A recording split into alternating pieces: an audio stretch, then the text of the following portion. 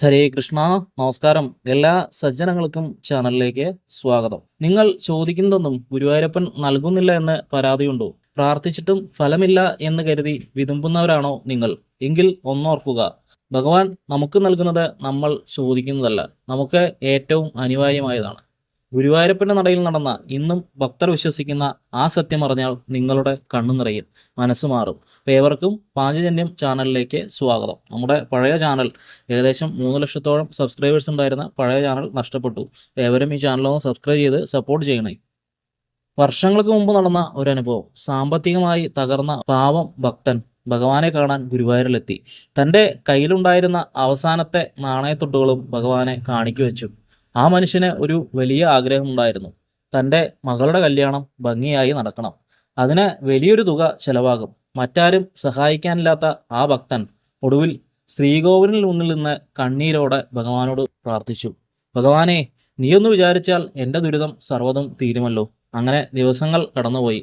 അയാൾക്ക് പണം കിട്ടിയില്ലെന്ന് മാത്രമല്ല, ഉണ്ടായിരുന്ന ഒരു ജോലിയും ഒരു ആപത്തും അയാൾക്ക് വന്നു ചേർന്നു. അയാൾ ആകെ തകർന്നുപോയി. ഭഗവാനോട് കടുത്ത അമർഷം തോന്നി. ഗുരുവായൂരപ്പ, നിന്നെ വിശ്വസിച്ച നീ എന്നെ കൈവിട്ടല്ലോ എന്ന് കരുതി അയാൾ വിലപിച്ചു. എന്നാൽ മാസങ്ങൾക്ക് ശേഷം നടന്നത് അത്ഭുതമായിരുന്നു. അയാൾക്ക് പെട്ടെന്ന് ലഭിച്ച ജോലി മറ്റൊരു സ്ഥലത്തായിരുന്നു. അവിടെ വെച്ച് അയാൾ ഒരു മനുഷ്യനെ പരിചയപ്പെട്ടു.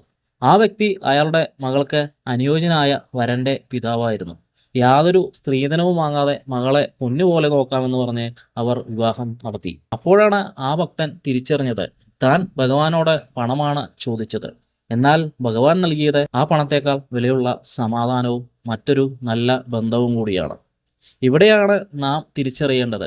നമ്മൾ ചോദിക്കുന്നത് നമുക്ക് പരിമിതമായ ബുദ്ധി വെച്ചാണ്. നമുക്ക് ദൂരക്കാഴ്ചയില്ല. എന്നാൽ ത്രികാലജ്ഞാനിയായ ഭഗവാൻ അറിയാം നാളെ നമുക്ക് എന്ത് സംഭവിക്കുമെന്ന്. ഭഗവത്ഗീതയിൽ പറയുന്നത് പോലെ ലഭിക്കുന്നതിൽ സന്തോഷിക്കാനും ഭഗവാന്റെ നിശ്ചയത്തിൽ വിശ്വസിക്കാനും നാം പഠിക്കണം. ഭഗവാൻ വാതിൽ അടയ്ക്കുന്നത് നമ്മെ ശിക്ഷിക്കാനല്ല, മറിച്ച് മറ്റൊരു വാതിൽ തുറന്നു തരാൻ വേണ്ടിയാണ്. ഇതിൽ നിന്നും നാം മനസ്സിലാക്കേണ്ടത്, ജീവിതത്തിൽ തിരിച്ചടികൾ ഉണ്ടാകുമ്പോൾ തളരരുത്.